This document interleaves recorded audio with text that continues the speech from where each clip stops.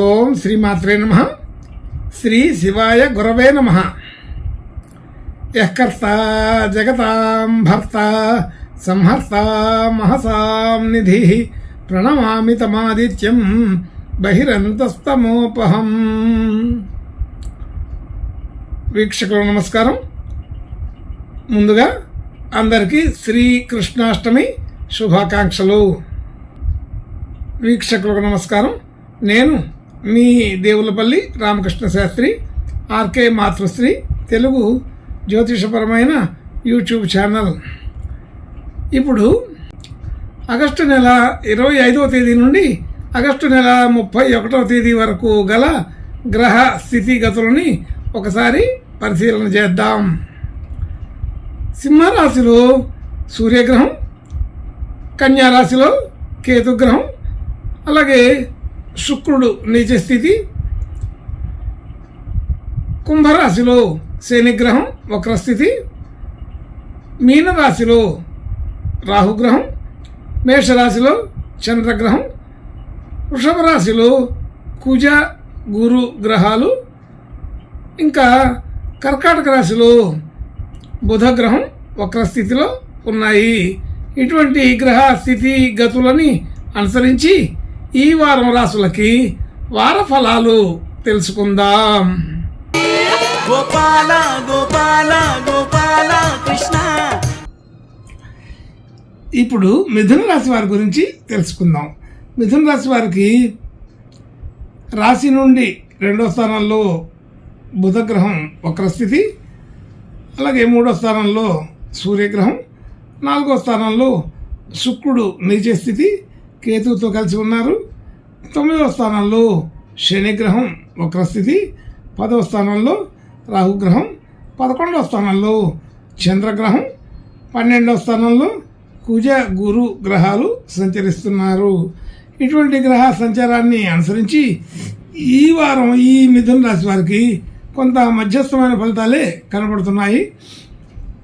ఆలోచన తీరు అంతా కొంత అనుకూలంగా ఉంటూనే ఉంటుంది. అయినప్పటికీ కూడా ఆచరణ విషయంలో కొంత అనుకూలత తక్కువగా ఉంటుంది. ఆర్థికపరమైన విషయాలు బాగానే అనుకూలంగా ఉంటాయి. మనకు రావాల్సిన ధనం సకాలంలో అందుబాటు అవుతుంటుంది. అలాగే మనం ఇవ్వవలసిన చోట కూడా సకాలంలో ఇచ్చే అవకాశం ఉంటుంది.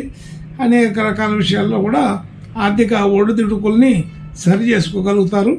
కుటుంబ సభ్యులు, బంధుమిత్రులు అందరితో కూడా స్పష్టంగా ఉంటారు.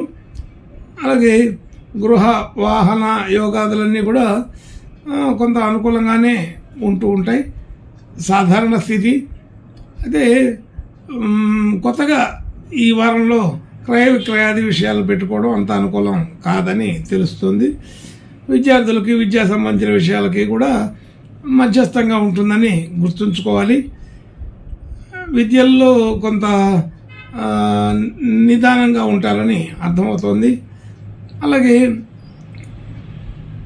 ఆర్థికపరమైన రుణ ఒత్తిడిని మాత్రం తగ్గించుకోగలుగుతారు. ఆరోగ్య విషయంలో కూడా బాగానే అనుకూలంగా ఉంటుంది. ఇబ్బంది అయితే ఉండదు. అలాగే బంధుమిత్రులు అందరితో కూడా సఖ్యతగానే ఉంటారు. శుభకార్యాలకి వాటికి కలవగలుగుతారు. అందరితో సంతోషాన్ని పంచుకోగలుగుతారు. అలాగే భార్యాభర్తల మధ్య అనుకూలత సాధారణంగా ఉంటుంది. కొత్తగా పెట్టుబడులు డిపాజిట్లు చేయడానికి ఇది సరైన సమయం కాదని తెలుస్తుంది. అలాగే భాగ్యస్థితి కొంతవరకు వృద్ధి అవుతుందని తెలుస్తుంది. గతంలో పెట్టిన పెట్టుబడులు బాగానే ఉపయోగపడతాయి. అదే ఇప్పుడు పెట్టుబడులు పెట్టడానికి అంత అనుకూలమైన సమయం కాదు.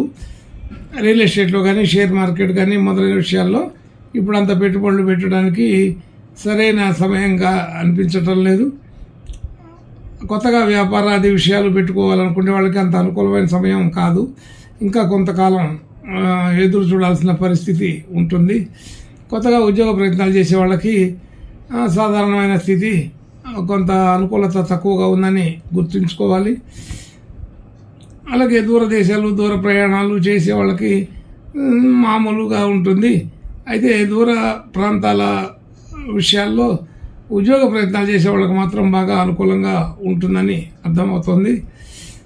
అలాగే ఆర్థికపరమైన ఖర్చులు అంతా కూడా మామూలుగా సాధారణమైన ఖర్చులే ఉంటాయి. అవసర నిమిత్తం కుటుంబ సంబంధించిన విషయాల ఖర్చులు సాధారణ స్థితి. అలాగే అన్ని రకాల విషయాల్లో కూడా పెద్దగా ముందడుగు లేకపోయినా మధ్యస్థంగా ఉంటుందని తెలుస్తుంది. అయితే కింది స్థాయికి వెళ్ళి మరి తక్కువ పరిస్థితి కూడా కాదు, మధ్యస్థంగానే ఉంటుంది. ఇబ్బందులు అయితే పెద్దగా ఏమీ ఉండవు, కానీ అనుకూలత బాగా స్పీడ్గా మాత్రం అనిపించదని తెలుస్తుంది. ఇంకా మంచి అనుకూలమైన శుభ లక్షణాలు కలగడం కోసం ఈ మిథున రాశి వారు ఈ వారం ఆంజనేయ స్వామి ప్రార్థన నమస్కారాలు చేసుకుంటే ఇంకా బాగా ఉంటుందని తెలుస్తుంది. శుభం భూయాత్. గోపాల గోపాల గోపాల కృష్ణ గోపాల గోపాల గోపాల